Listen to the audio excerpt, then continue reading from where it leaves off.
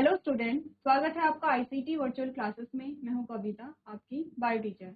उम्मीद करती हूँ आप सभी अच्छे होंगे और स्वस्थ होंगे। तो क्लास कंटिन्यू करेंगे अपना चैप्टर जिसमें आप पढ़ रहे थे लाइफ प्रोसेस के बारे में, यानी कि जैव प्रक्रम के बारे में आप बात कर रहे थे। और हम देख रहे थे न्यूट्रिशन को। न्यूट्रिशन में आपने कहा 2 प्रकार के होते हैं। ऑटोट्रॉपिक मोड ऑफ न्यूट्रिशन जिसे आप पढ़ चुके हैं, जिसमें आपने फोटोसिंथेसिस को अभी तक पढ़ा है। नेक्स्ट हम बात करेंगे यहाँ पर autotrophic heterotrophic mode of nutrition, जिसमें हम बात करेंगे यहाँ पर कि जो परपोषी होते हैं उनमें किस प्रकार से पोषण की क्रिया होती है, वो हम देख रहे थे। और एग्जाम्पल में हमने क्या लिया था? ह्यूमन। ठीक है, एग्जाम्पल में आपने क्या लिया था? ह्यूमंस में आपने देखा था किस प्रकार से डाइजेशन होता है। हमने कहा अगर हम कहें कि मनुष्य में पोषण कैसे होता है, तो पोषण में सबसे पहले आपके पास क्या थी? भोजन ग्रहण करना। ठीक है, भोजन ग्रहण करने से लेकर के भोजन का पाचन और भोजन का अवशोषण, ये सारे जो प्रोसेस होती है ये पोषण में ही सम्मिलित होती है। तो सबसे पहले आपने कहा कि आपको डाइजेशन पढ़ना है, तो डाइजेस्टिव सिस्टम के बारे में बात कर लेते हैं। ठीक है, डाइजेस्टिव सिस्टम में हमने अलग अलग पार्ट्स पढ़े थे। आपने कहा सबसे पहला पार्ट आपका बक्कल कैविटी आता है, उससे पहले आपका मुख आता है, मुख में आपकी बक्कल कैविटी आती है। इसके अलावा आपके पास टीथ आते हैं, टंग आती है, आपकी सलाइवरी ग्लैंड आती है। ठीक है, सेकेंड पोर्शन जो हमारे पास आता है वो होता है एसोफेगस, जिसे आप भोजन नली या फूड पाइप भी कहते हैं। तीसरा पोर्शन हमारे पास आता है स्टमक, जिसे आप आमाशय कहते हैं। नेक्स्ट आती है आपके पास छोटी आंत, जिसे आप स्मॉल इंटेस्टाइन कहते हैं। और अगला आपके पास आता है बड़ी आंत, जिसे आप लार्ज इंटेस्टाइन कहते हैं। ठीक है, अब हमने बोला ये सारे पार्ट्स को मिला करके आप, ये सारे पार्ट्स को कंबाइनली आप क्या कह रहे हैं? एलिमेंट्री कैनाल कह रहे हैं। अपने का जो एलिमेंट्री कैनाल होती है वो आपके मुख से शुरू होती है, वो आपके मुख से शुरू होती है और आपके एनएस तक जाती है। और इस पूरी कैनाल को आपने क्या बोला था? Alimentary canal. ठीक है, क्या बोला इसे? एलिमेंट्री कैनाल हमने बोला था। ठीक है, अब आपसे पूछा जाए कि एलिमेंट्री कैनाल के कितने पार्ट्स होते हैं, आप इन सभी के नाम यहाँ पर बताएंगे। ये बात हम डिस्कस कर चुके थे। हमने कहा कि जो डाइजेस्टिव सिस्टम है आपका, वहां पर सिर्फ आपको डाइजेस्टिव ऑर्गन नहीं मिलते हैं, पाचक अंग नहीं मिलते हैं, बल्कि यहाँ पर ग्लैंड्स भी मिलती है, ग्रंथियां भी मिलती है। अब आपने ग्रंथियों के बारे में जब बात की होगी, आपने पढ़ा होगा कि जो ग्लैंड्स होती है, जो ग्रंथियां होती है, वो 2 प्रकार की होती है, एक्सोक्राइन और एंडोक्राइन। 2 प्रकार की ग्रंथियों के बारे में बात की है आपने।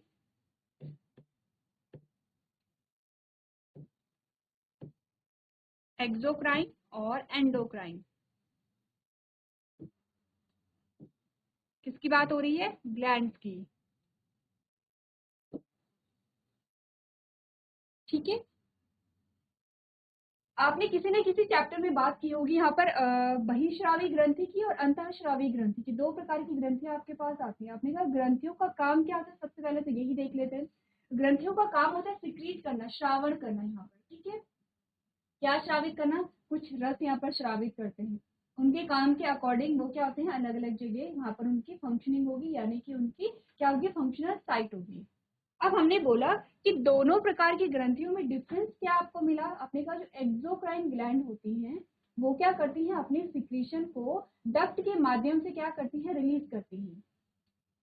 जब आपने बात की होगी एक्सोक्राइन ग्लैंड के बारे में, तब आपने बात की होगी डक्ट के बारे में। ठीक है, और जब आपने एंडोक्राइन के बारे में बात की होगी तो आप इसे कहते हैं डक्ट लेस ग्लैंड। क्या कहते हैं इसे? डक्ट लेस ग्लैंड कहते हैं। क्यों ऐसा कहते हैं?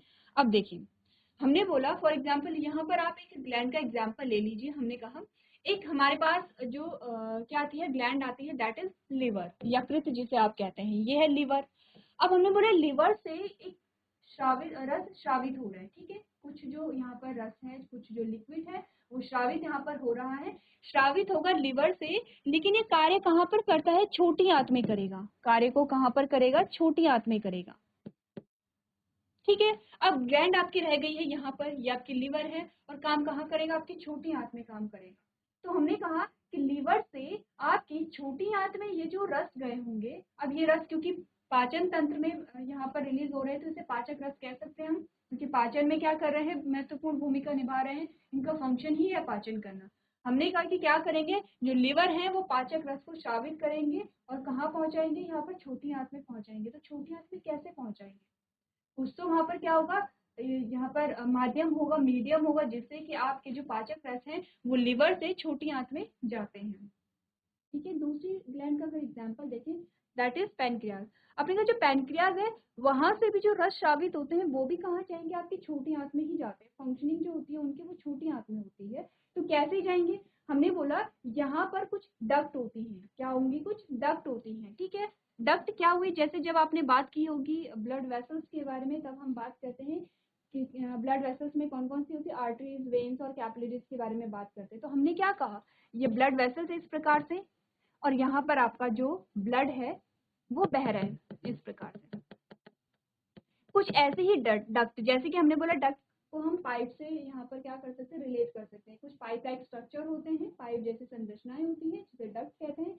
डक्ट के माध्यम से जो श्रावित हो रहा है, यहाँ पर जो भी चीजें श्रावित हो रही हैं ग्रंथि से, वो कहाँ जाएंगे, सीधे टारगेट साइट पे जाएंगे। टारगेट साइट क्या हुआ, हमने कहा अगर लिवर से क्या श्रावित होता है, बाइल। ठीक है, जिसे आप पित्त रस कहते हैं। पित्त रस की टारगेट साइट क्या, आपने कहा छोटी आंत है, क्योंकि छोटी आंत पे ही वो काम करेगा, तो वो उसकी क्या हो गई है, टारगेट साइट हो गई है। ठीक है, तो हमने बोला कि यहाँ पर जिन ग्रंथियों में डक्ट पाया जा रहा है उन्हें हम क्या कह रहे हैं, एक्सोक्राइन ग्लैंड कह रहे हैं। ऐसी ग्रंथियां, ऐसी ग्लैंड जिनमें डक्ट पाई जाती हैं। ठीक है, तो यहाँ पर क्या होगा, ये क्या करेंगे, डक्ट के माध्यम से सीधे अपने श्रावण को वही श्रावित करेंगे जहां पर इनकी फंक्शनिंग होती है। ये तो बात हुई किसकी, यहाँ पर एक्सोक्राइन ग्लैंड की। अब अगर हम बात करें एंडोक्राइन ग्लैंड की, तो इसमें क्या डिफरेंस हुआ, हमने बोला इसे, क्योंकि हम क्या कह रहे हैं, क्योंकि आप इसे कह रहे हैं डक्टलेस ग्लैंड।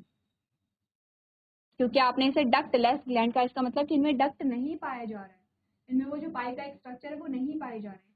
तो हमने कहा कि जो आपकी एंडोक्राइन ग्लैंड्स होती हैं वो यहाँ पर किस प्रकार से अपने श्रावण को अपनी टारगेट साइट तक पहुंचाएंगे, क्योंकि ऐसा तो नहीं है कि जहां पर श्रावण हो रहा है वहीं पर उसकी टारगेट साइट होगी। ठीक है, अलग अलग जगह भी हो सकती है। तो हमने कहा कि ये अपने श्रावण को कहाँ डालेंगी, ब्लड में डालेंगे, रक्त में डालेंगे।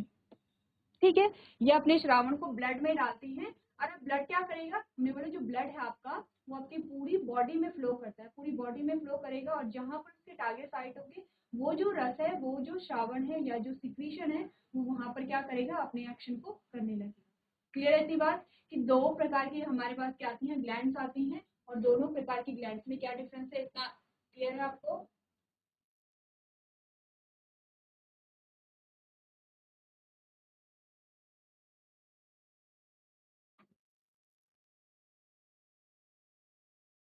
चलिए, इतनी बात तो क्लियर हो गई है। अब हम बात कर रहे हैं, यहाँ पर हमने कहा जिन ग्लैंड्स के बारे में आप बात कर रहे हैं वो कौन सी ग्लैंड्स हो गई हैं आपकी, वो आपकी हो गई हैं एक्सोक्राइन ग्लैंड। ठीक है, ये अपने सिक्रेशन को क्या करेंगे, डक्ट के माध्यम से यहाँ पर स्रावित करेंगी। चलिए, अब आपके पास जब आप पाचन तंत्र पढ़ते हैं तो आपके पास यहाँ पर क्या होते हैं, अलग अलग क्या आते हैं, ग्लैंड्स आती हैं, ग्रंथियां आती हैं। तीन ग्रंथियों के बारे में हमने बात की है। एक तो आपके सलाइवरी ग्लैंड्स हो गई है, दूसरा आपका लिवर हो गया है। ठीक है, ऐसे लिवर का जो कलर होता है वो भूरा होता है, और एक आपके पास हो गया है पैनक्रियास। ठीक है, तो मैं मान के चल रही हूँ इतनी बातें आपको क्लियर होंगी। ये बातें आपको बताई गई थी, आपको कहा गया था कि होमवर्क में ये सारी चीजें डिस्कस करके लेके आइए। तीन हमारे पास क्या आ गई हैं, ग्रंथियां आ गई हैं। अब जो स्लाइवरी ग्लैंड है वो लार सिक्रीट कर रही है, जो आपका यकृत है, जो आपका लिवर है, लिवर आपका बाइल सिक्रीट कर रही है, पैनक्रियास आपके काफी सारे जो डाइजेस्टिव जूस है वो सिक्रीट कर रही है। एक एक करके पढ़ेंगे जब आप इसे डिस्कस करेंगे। ठीक है, तो थोड़ा जान लेते हैं यहाँ पर किसके बारे में, न्यूट्रिशन के बारे में। अब थोड़ा जान लेते हैं कि यहाँ पर जब न्यूट्रिशन हो रहा है, जो न्यूट्रिशन के बारे में आप बात कर रहे हैं, पाचन के बारे में बात कर रहे हैं, पाचन के अलग अलग पार्ट्स के बारे में हम लोग बात कर लेते हैं। ठीक है, तो सबसे पहले आपको बताया गया कि जो ह्यूमंस होते हैं वो कैसे हैं, ओमनीवोर्स हैं। ओमनीवोर्स का मतलब होता है सर्वाहारी। ठीक है, हर्बीवोर्स, कार्निवोर्स, ओमनीवोर्स आपने पढ़ा होगा जब आप बहुत छोटे थे। ठीक है, जैसे कि शाकाहारी, मांसाहारी और सर्वाहारी। तो जो मनुष्य है वो सर्वाहारी होते हैं, यानी कि उनके जो फूड के सोर्स होते हैं वो प्लांट्स भी होते हैं और एनिमल्स भी होते हैं। They can eat plant based food as well as animal based food. आपने कहा कि ये दोनों प्रकार के भोजन को क्या करते हैं, ग्रहण करते हैं। इतनी बात हम सभी जानते हैं। Being more complex, human have a very complicated nutrition system. यहाँ पर जो मनुष्य होते हैं उनमें जो न्यूट्रिशन की प्रोसेस होती है, न्यूट्रिशन सिस्टम होता है, वो बहुत कॉम्प्लेक्स होता है।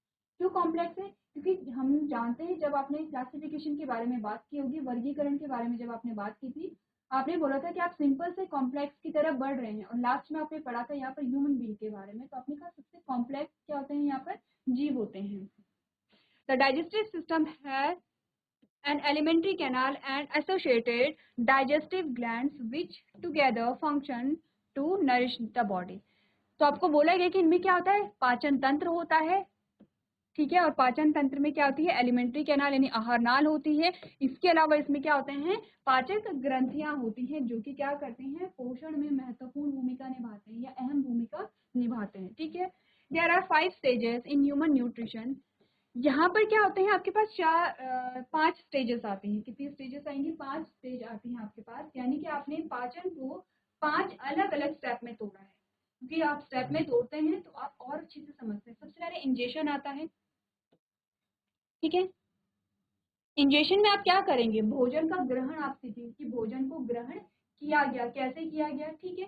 सेकेंड आप पढ़ेंगे यहाँ पे डाइजेशन को, पाचन को। तो पाचन में आप देखेंगे अलग अलग ऑर्गन में यहाँ पर भोजन का पाचन कैसे हुआ था, कहाँ पर कार्बोहाइड्रेट का पाचन हुआ है, कहाँ पर प्रोटीन का हुआ है, कहाँ पर फैट का हुआ है। अब जो कार्बोहाइड्रेट है जब वो टूटी, जब वो सिंपल फॉर्म में आई, जो कॉम्प्लेक्स, क्योंकि आपने क्या किया, जटिल भोज्य पदार्थ को ग्रहण किया है। जब हमने कल डेफिनेशन देखी थी पाचन की, तो आपने बोला कि जो जटिल भोज्य पदार्थ हैं, जो जटिल भोजन है वो सरल रूप में आ रहा है, वो सरल रूप में आ रहा है, ठीक है। ये हमने बात की थी। तो हमने बोला कि जटिल भोजन में आपके पास क्या आता है, कार्बोहाइड्रेट आता है,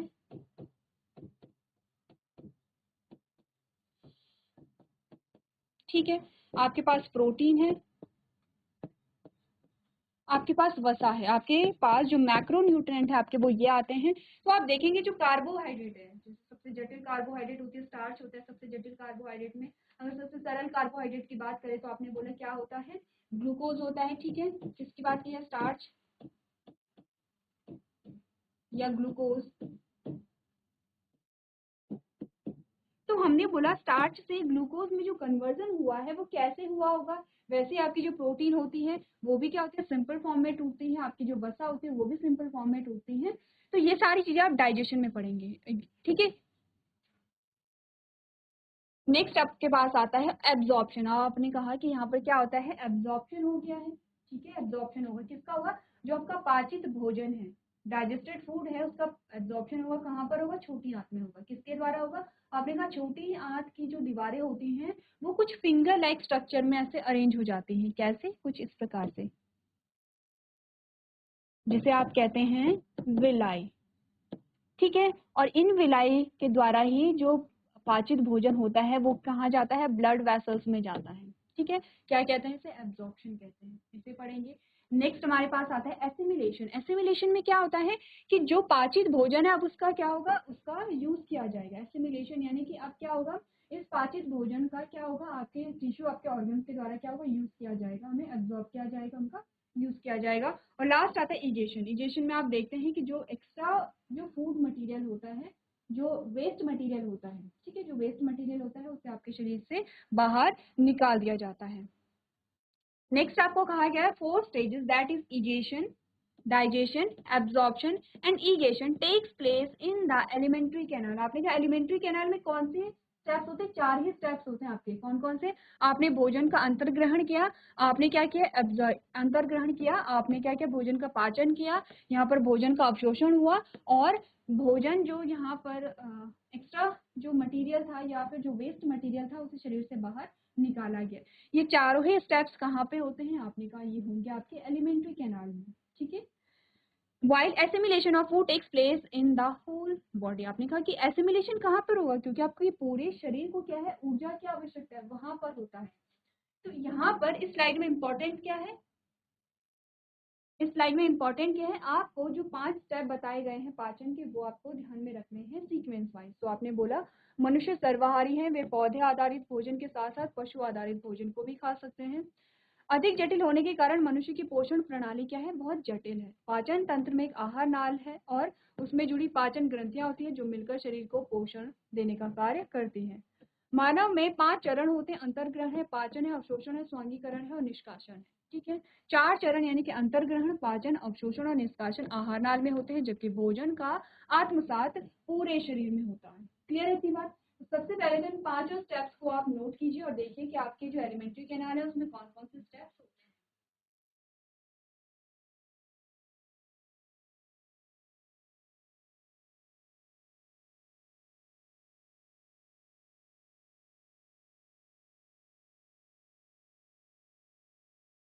चलिए तो देखते हैं आगे जो आपके पास डाइजेशन की प्रोसेस आती है उसमें कौन कौन से आपके पास चीजें आती है। तो सबसे पहले तो हमने यहाँ पर बात की किसकी, डायग्राम की। ठीक है, ये आपके पास डिटेल डायग्राम है। डिटेल डायग्राम में आपको क्या दिखाई दी है, यहाँ पर लेवलिंग अच्छे से दिखाई गई है। ठीक है, जैसे कि आपको माउथ, टंग यहाँ पर दिखाई गया है। ठीक है, स्लाइवरी ग्लैंड आपको दिखाई गई है और तीनों प्रकार के स्लाइवरी ग्लैंड की बात की गई है। कौन से हैं? पैरोटिड ग्लैंड है आपके पास, सबलिंगुअल है और सब मैंडिबुलर है। ठीक है, तीनों प्रकार के आपके पास क्या आ गई हैं, लार ग्रंथियां आ गई हैं। ठीक है, उसके बाद आपको फेरेंक्स दिखाया गया है। फेरेंक्स के बाद इसोफिगस आपका आता है जो आपकी भोजन नली है। ठीक है, फेरेंक्स आप ना भी करें तो आपको क्या करना है, यहाँ पे भोजन नली को देखना है। भोजन नली के बाद आपको लिवर यहाँ पर दिखाया गया है। ठीक है, लिवर के साथ साथ गॉल ब्लैडर आपको दिखाया गया है, जिसे आप क्या कहते हैं, पित्ताशय कहते हैं। पित्ताशय, पित्ताशय में क्या होता है, जो पित्त रस है वो संचित होता है।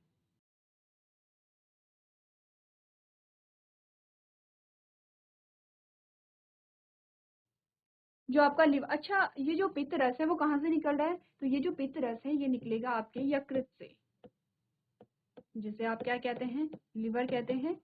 लिवर से क्या निकलेगा, आपका पित्त रस निकलेगा। और कहाँ, ये जो पित्त रस है ये कहाँ संचित होता है, आपके पित्ताशय में।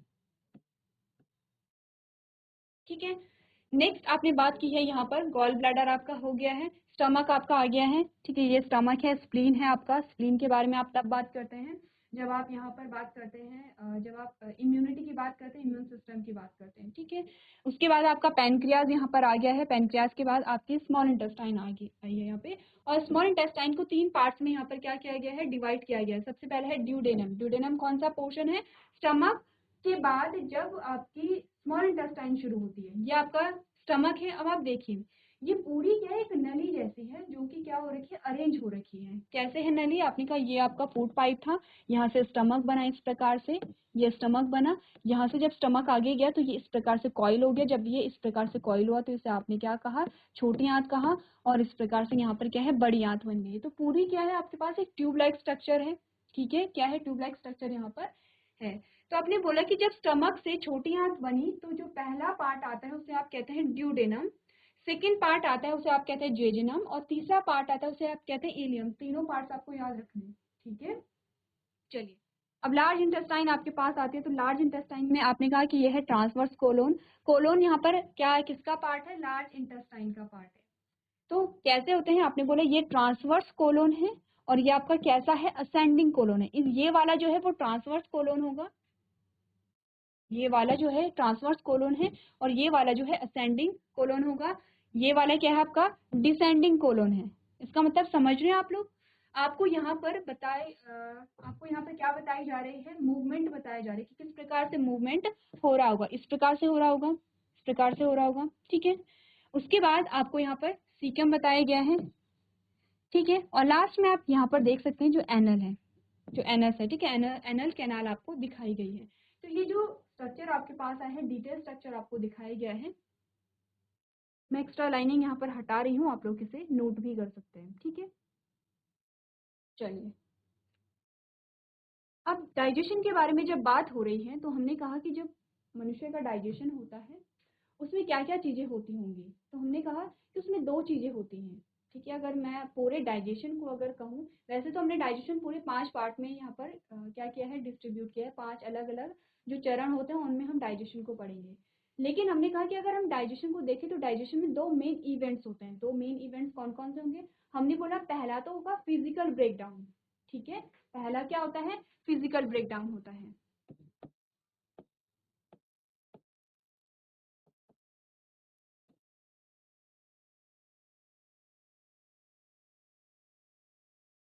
सेकेंड आपका होता है केमिकल ब्रेकडाउन।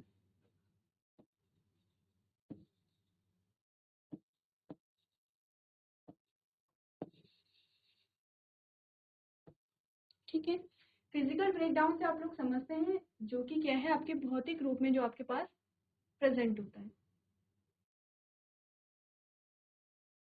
ठीक है, फिजिकल ब्रेकडाउन से मतलब है कि कोई चीज जो है आपने फिजिकली उसे क्या कर दिया है, मॉडिफाई कर दिया। जैसे कि आपने एक पेज लिया, ठीक है, और जब आपने इसे पेज लिया तो आपने उसे क्या कर दिया है, उसे अलग अलग पीस में तोड़ दिया है। वो क्या था, फिजिकल ब्रेकडाउन था। ठीक है, जब आपने पेज को अलग अलग भागों में तोड़ा तो ऐसा नहीं हुआ था कि जो पेज की जो आकार आकृति है वो वहां पर चेंज हुई है। ठीक है, जो वहां पर शेप थी, शेप चेंज हो सकती है, लेकिन जो उसके इंटरनल कैरेक्टर हैं, यानी कि जो पेज था, जो कागज का टुकड़ा था, उसमें कोई नए गुण नहीं आए हैं, या वो किसी नए रूप में परिवर्तित नहीं हुआ है, या उसका कलर चेंज नहीं हुआ है, या फिर उसमें से कोई गैस नहीं निकली है, या फिर कोई स्मेल आपको फिर नहीं हुई है।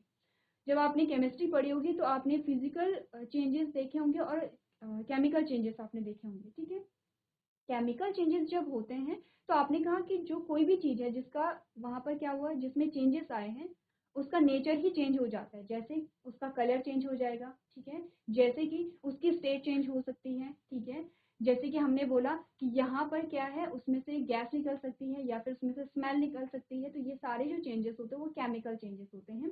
प्लस एक और चीज़ हमने कही थी, हमने कहा था जो केमिकल चेंजेस होते हैं वो परमानेंट होते हैं। अगर हम बात करें फिजिकल चेंजेस के, हमने कहा फिजिकल चेंजेस जो होंगे उसे आप क्या कर सकते हैं, रिवर्स भी कर सकते हैं। ठीक है, क्योंकि वो क्या होते हैं, उनमें परमानेंट चेंजेस नहीं पाए जाते हैं। तो सबसे पहले फिजिकल ब्रेकडाउन में हमने कहा कि जब भोजन का पाचन होता है तो फिजिकल ब्रेकडाउन में आपका आता है जब आप चबाते हैं खाने को, जब आप क्या करते हैं, खाने को काटते हैं। जब आप खाने को क्या करेंगे, छोटे छोटे पीसेस में काटते हैं, छोटे छोटे बाइट आप लेते हैं, तो फिजिकल ब्रेकडाउन में क्या आता है, भोजन को चबाना आएगा। ठीक है, भोजन को चबाना फिजिकल ब्रेकडाउन में आता है। जब फिजिकल ब्रेकडाउन हो रहा होगा भोजन का, उसी टाइम पे केमिकल ब्रेकडाउन में स्टार्ट हो जाता है। वहां पर केमिकल ब्रेकडाउन में क्या होगा, केमिकल्स का यूज होगा। क्या होगा, केमिकल्स का यूज होगा। अब केमिकल्स क्या होंगे यहाँ पे, वो वाले केमिकल नहीं होते हैं जो आपके लेबोरेटरी में होते हैं। हमने कहा कि हमारी बॉडी में भी जो भी पाचक रस है वो क्या है, केमिकल है। तो केमिकल से क्या मतलब है, हमने कहा पाचक रस। पाचक रस में क्या होंगे, कुछ एंजाइम्स यहाँ पर होंगे। ठीक है, अलग अलग एंजाइम्स यहाँ पर होते हैं जो कि क्या करेंगे, भोजन पर कार्य करेंगे और भोजन का पाचन करेंगे। इतनी बात क्लियर है कि फिजिकल ब्रेकडाउन क्या होता है, कहाँ पर हो रहा होगा। फिजिकल ब्रेकडाउन स्टार्टिंग में होगा, उसके बाद तो आपका क्या चलेगा, वहां पर केमिकल ब्रेकडाउन ही चलता है। और सेकेंड आपने बोला जो केमिकल ब्रेकडाउन यहाँ पर होता है। ठीक है, अब पढ़ लें आगे की बात जो आपको यहाँ पर डाइजेशन के बारे में समझाई गई है। आपने पढ़ा यहाँ पर as shown in the flow chart, digestion being from the mouth, in the from the mouth is broken down by a salivary amylase. Mouth it is broken down by a salivary amylase. आपने बोला कि यहाँ पर क्या होता है, जो भोजन का पाचन है वो मुख से शुरू होता है। In the mouth it is broken down, यानी कि आपको बात की गई है किसकी, कि मुख में जो भोजन होता है वो क्या होता है, salivary amylase के द्वारा तोड़ दिया जाता है। The food moves to the stomach through the oesophagus. अब क्या होगा, इसोफिगस के द्वारा जो भोजन है वो स्टमक में आपके जाएगा, which perform a perspective पैरास्टैटिक movement. यहाँ पर क्या होगा, आपने बोला कि जो आपकी क्या होती है, भोजन नली होती है, उसमें पैरास्टैटिक मूवमेंट होता है। क्या होता है पैरास्टैटिक मूवमेंट, आपने बोला कॉन्ट्रैक्शन और रिलैक्सेशन। आपकी भोजन नली इस प्रकार से आपको दिखाई गई थी। आपने कहा कि जो भोजन नली वो इस प्रकार से, इसमें क्या होता है, कॉन्ट्रैक्शन और रिलैक्सेशन होता है। इसी को आप क्या कहते हैं, पैरास्टैटिक मूवमेंट कहते हैं, जो कहाँ पे होगा, आपकी भोजन नली में होगा। क्यों होगा, क्योंकि भोजन नीचे की ओर वहां पर जाएगा। ठीक है, enzymes and various digestion juice from liver, gallbladder, pancreas act on chunks from the stomach in the small intestine. In the large intestine, the remaining nutrients are absorbed and leftover is removed from the body through the rectum and anus. तो यहाँ पर आपको एक चीजें बताई गई है कि हम पढ़ने क्या वाले हैं। ठीक है, अभी तक आपका जो पाचन की प्रक्रिया वो शुरू नहीं हुई है, अभी तक हम बेसिक सी चीजें यहाँ पर समझ रहे हैं। तो आपने बोला कि मानव पाचन तंत्र जैसे कि प्रवाह चार्ट में दिखाया गया है। प्रवाह चार्ट का मतलब क्या है, यहाँ पर आपने देखा, प्लस यहाँ पर आप देखेंगे, इस चार्ट में आपको पूरा डाइजेशन बताया गया है ठीक है। इसमें आपको पूरी डिटेल यहाँ पर दी गई है। तो अगर आपने डाइजेशन एक बार पढ़ लिया है, समझ लिया है, उसके बाद आप जब रिवाइज करेंगे तो आप सिर्फ इस चार्ट को रिवाइज कर सकते हैं। ये चार्ट हम तब पढ़ेंगे जब हम पूरा डाइजेशन को यहाँ पर स्टडी कर लेंगे। ठीक है, तो आपको यही कहा गया है कि जो चार्ट है उसमें दिखाया गया है कि पाचन मुख से शुरू होता है। मुख में ये लार के द्वारा मुख में ये लार एमाइलेज के द्वारा क्या होता है, टूट जाता है। भोजन अन्न प्रणाली के माध्यम से पेट में जाता है, जो निरंतर गति करता है। यकृत, पित्ताशय और अग्नाशय से एंजाइम और विभिन्न पाचक रस छोटी आंत में पेट के टुकड़ों पर कार्य करते हैं। यहाँ पर पेट के टुकड़े नहीं होगा, यहाँ पर क्या होता है, आपने बोला यकृत, पित्ताशय, अग्नाशय से एंजाइम और विभिन्न पाचक रस छोटी आंत में जाएंगे, और छोटी आंत में जब जाते हैं तो तब क्या करेंगे, भोजन पर क्या करेंगे, कार्य करेंगे। किस पर कार्य करेंगे, भोजन पर। बड़ी आंत में शेष पोषक तत्व अवशोषित हो जाते हैं और बचे हुए को मलाशय और गुदा के माध्यम से शरीर से बाहर निकाल दिया जाता है। तो एक ये आपको क्या दिया गया है, एक आइडिया दिया गया है कि एक्चुअली में जो डाइजेशन उसमें हो क्या रहा है। ठीक है, एक बार आप इन चीजों को पढ़िए, उसके बाद हम यहाँ पर जो पाचन की प्रक्रिया है उसे स्टार्ट करेंगे।